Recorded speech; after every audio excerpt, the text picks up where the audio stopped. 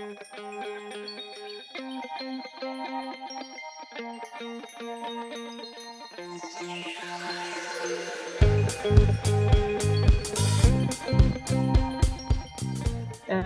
are three people. We are me, Ewa Reuterbrand, landscape architect, the city of Stockholm. And Emma Lundborg, also a landscape architect, city of Stockholm. And Bengt Isling, landscape architect at Nyréns Architects. And we are invited here to talk to you about the Hornsberg and Kristineberg's waterfront parks in Sweden, Stockholm. I would just start to tell you a bit of a background on landscape architects. We work in all these three different areas. We work with green environment and sustainable solutions for the people living in Stockholm. And we are almost 50 landscape architects in the city of Stockholm, working with from planning to building to maintenance. And we also work together with other landscape architects in the offices around in Stockholm. That helps us to draw and to finish the projects for us.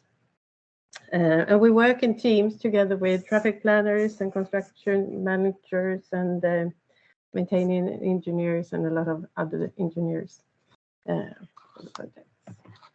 A bit of a zoom out just to see where we are located. And we have Trondheim nearby here. Do you see my arrow? Do you hear us?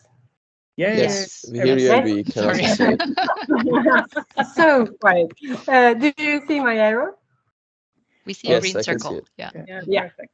We see a green circle, and I also wanted to show where Trondheim is to connect us. We are in Stockholm. It's of course the capital of Sweden and a hometown for almost 1 million people. It's not a very big capital city, but it's growing and has been since the 1980s almost.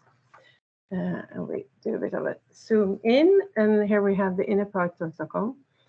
Stockholm is growing, as many other cities, of course, by densification, but mostly throughout the urban development areas that is situated as a ring near the city center, and these different urban development areas has been ongoing since the 1990s almost. And here we have Västra Kungsholmen, which is the area that we are going to talk more about. And before it was an industrial area. There are a lot of factories and a lot of parking, as you can see, and a lot of huge traffic routes as barriers and very exposed to noise. And in the 1990s, there was decided that this was going to be a new urban development area. And here you can see the goals and the structure for the planning program. The goal is to make a multifunctional city that transforms from industrial area to housings and office area. The yellow is apartments, almost 6,000 apartments, and the red is office spaces. And the light green is all the public places, parks and playgrounds and places like that. And also a large focus on green streets. Let's see, I lost my...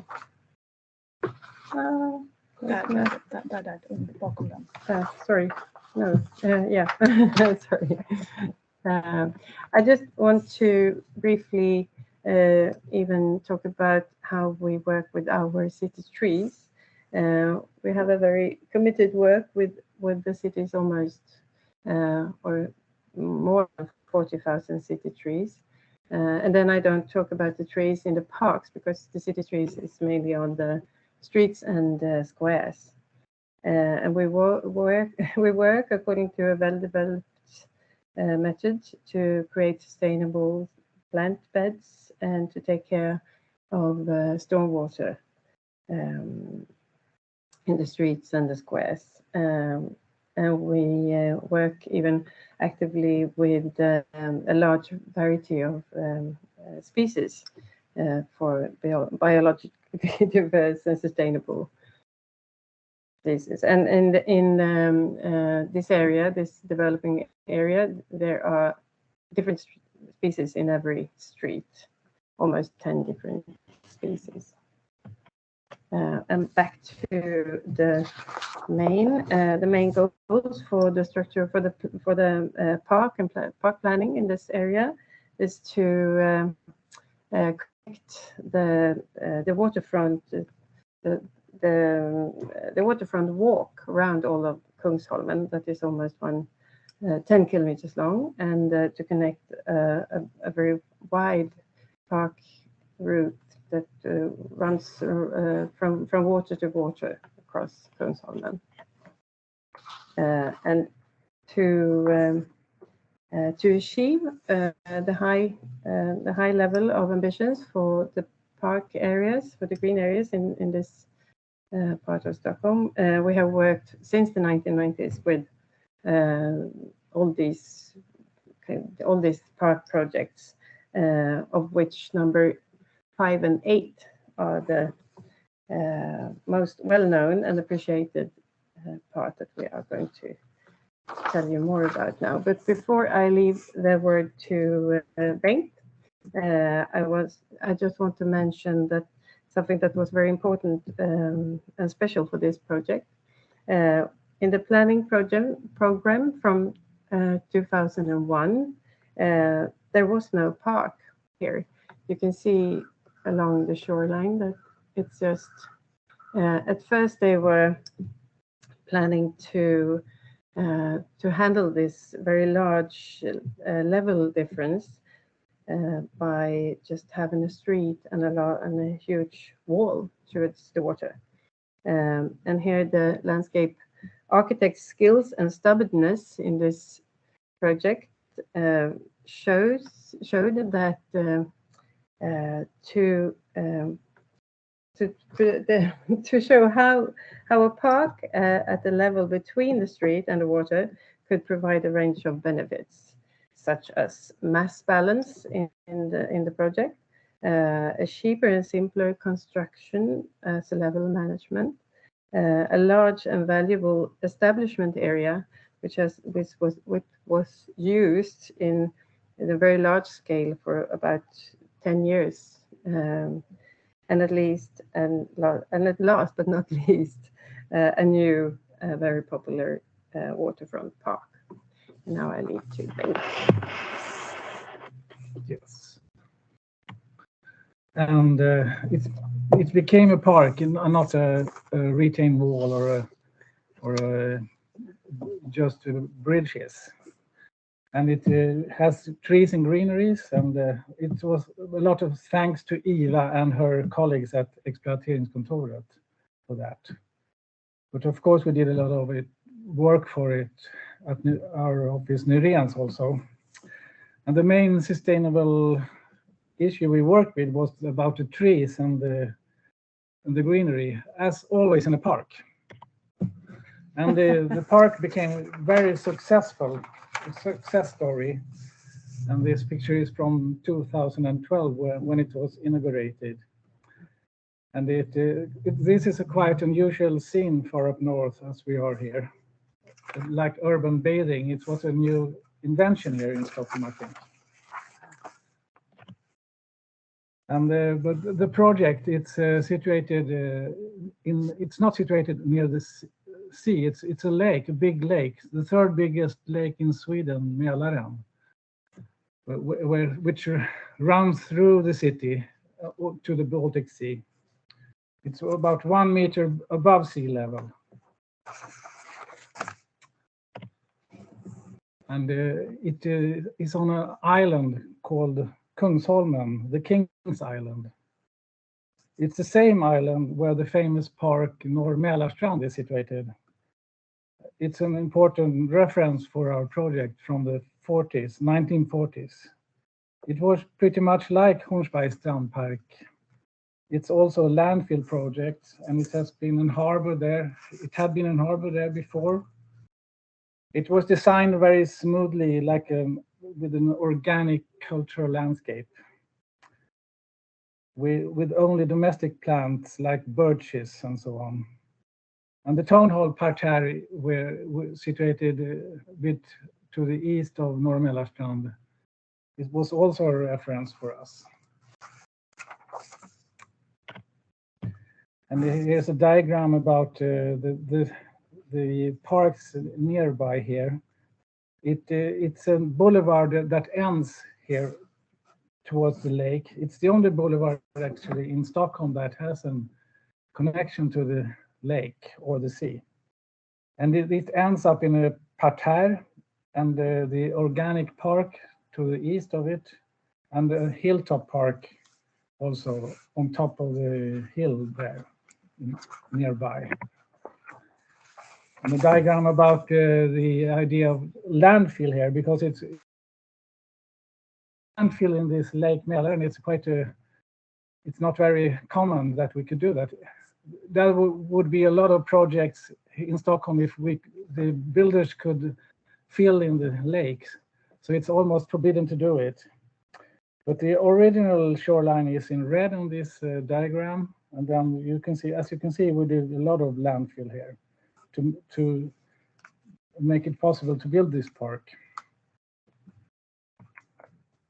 And this shows how we work with it made us able to build about, I think it's about 300 apartments, because we did this landfill. So it was quite economically, it made it economically possible to do the park. And here's the plan, and the whole project consists of 4 parts. From the left is a jetty area, and the parterre, as I told you about, and the new park with organic shapes, and the existing green park to the east. And as I told you, it's a landfill project. This was the original situation with a hilltop mountain where we were going to build. And the building blasting here made this landfill. It's about 5 meters in level, difference in level. And we also put,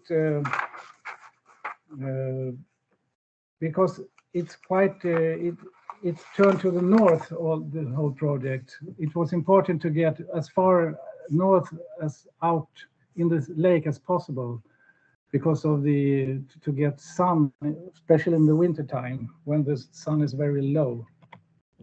So we made these floating bridges out in the lake. And the trees are planted in clumps, like 1 species per clump, to make because of design wishes, and only exotic plants actually, with one exception. But the idea was not to make the park look as much as it should be like not look like Nyréns Architects in the other part of this island, Kungsholmen.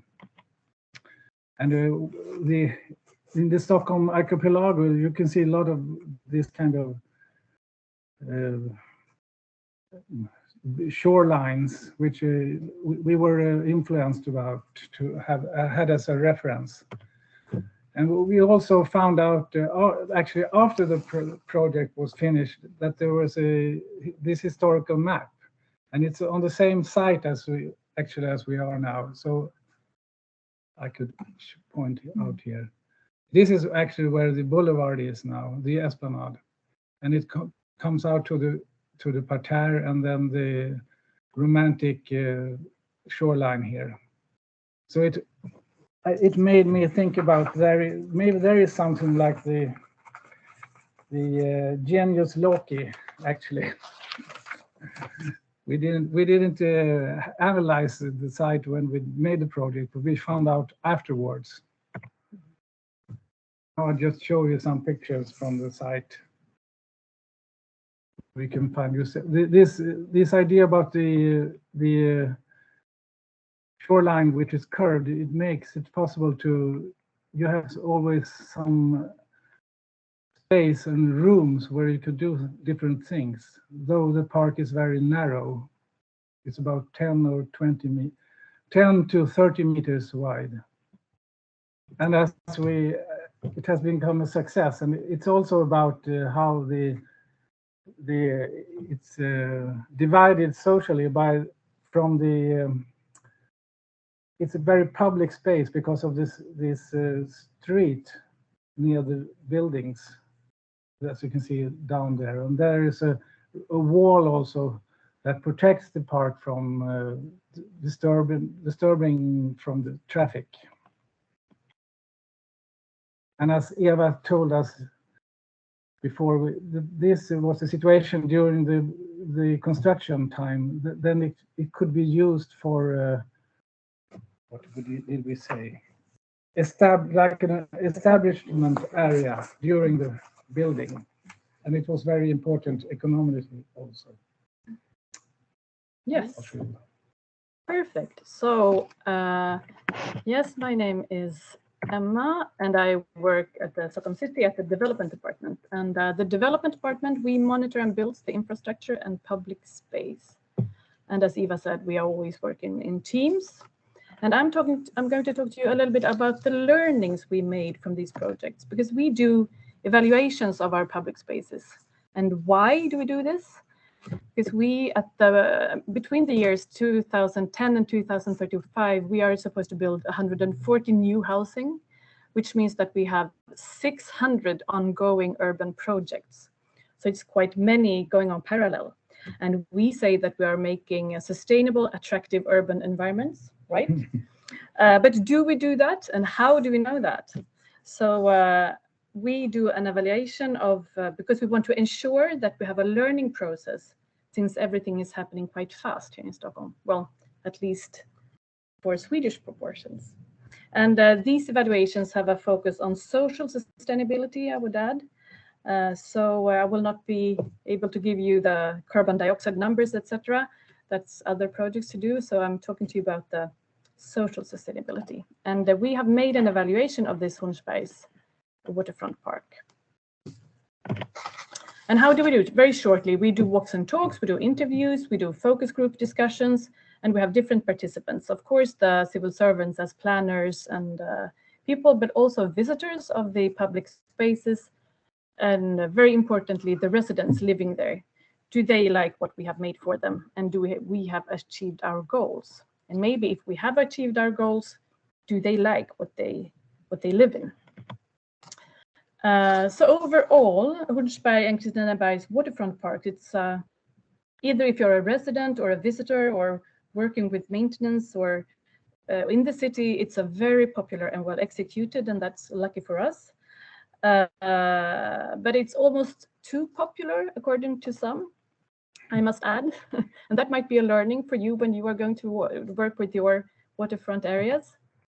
So one of the very important goals that Eva also mentioned, it was to create a continuous walk and bicycle path around the island of Kungsholmen. And this area was really the missing link before the exploitation. And did we see that? Yes, we did. Maybe not so difficult, but you can really walk on the pavement next to the building on one side of the street. And on the other side of the street, we located the bicycle lane. And also, of course, you can walk next to the water into the park.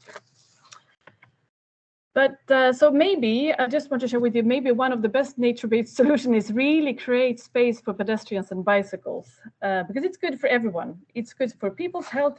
People get less dependent in cars, which is very good for the city. It's good for the air, etc., etc. But to do that, you really have to have enough space. And if you have the space, really, I cannot stress more, separate walking and cycling. And in our case, we made this continuous walk around. It's like a loop.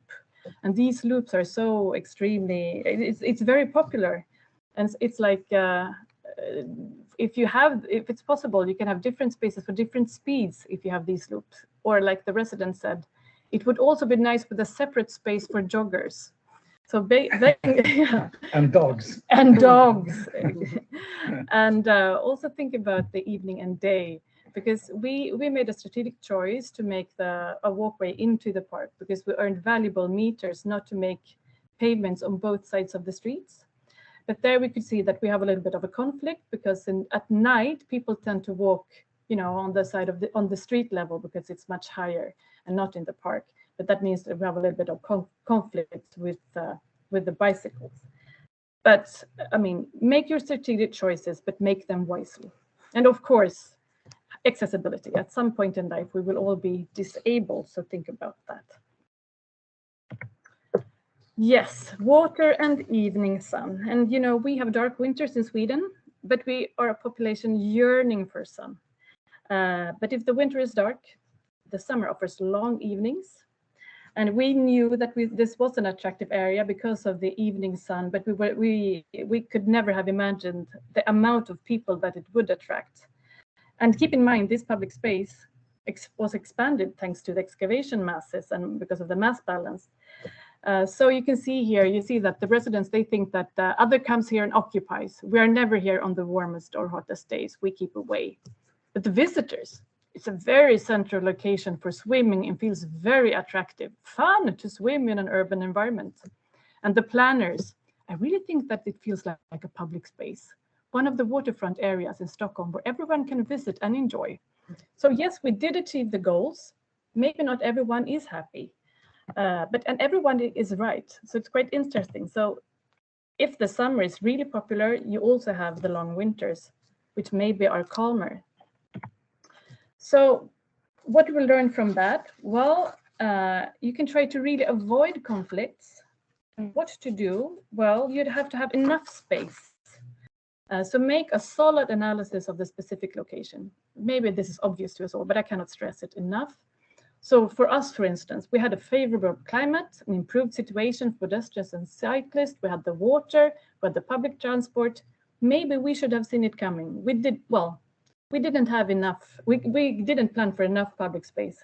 So if we could change anything, we could maybe make the room for the residents a little bit bigger, because because the exploitation rate, it was upscale during the process, it was justified with a large investment in the public spaces. But still, we should have made the residential gardens maybe a little bit bigger, so that the residents could have somewhere to really, have some quiet spaces. And also, one thing for the public spaces. Yeah, the exactly. Residential areas, yeah, they're quite small. Yes, they're quite small here. You see, especially here. And also one thing, if you make too small public spaces for your population, the maintenance economy is really a little bit of it could be difficult, because it costs more when you have more people. Yeah, with this kind of density, if the spaces are too small. Just a short friendly reminder: if you plan in your areas high buildings just next to the water, make sure you do and follow the recommendations of a wind analysis. Here we have a public space, a square just next to this very popular area, the waterfront area. But here sometimes the wind is so strong so that it's difficult to open the door, because high buildings, when the wind meets a high building, it's pushed down to the ground and increases the wind speed at the street level. So the final learning we really want to send away and fire away with you, it's the design. The importance of the design principles showcasing public space, and make public space in these waterfront areas, because it's really good for everybody in the city. So as Bengt mentioned earlier, the location of the street, separating the residential buildings from the park. So no question about the park being a public space, but also the scale of the design and the design elements, the materials that you use, robust, sustained materials, and a lot of wind. And actually, it's very easy. Hire a landscape architect.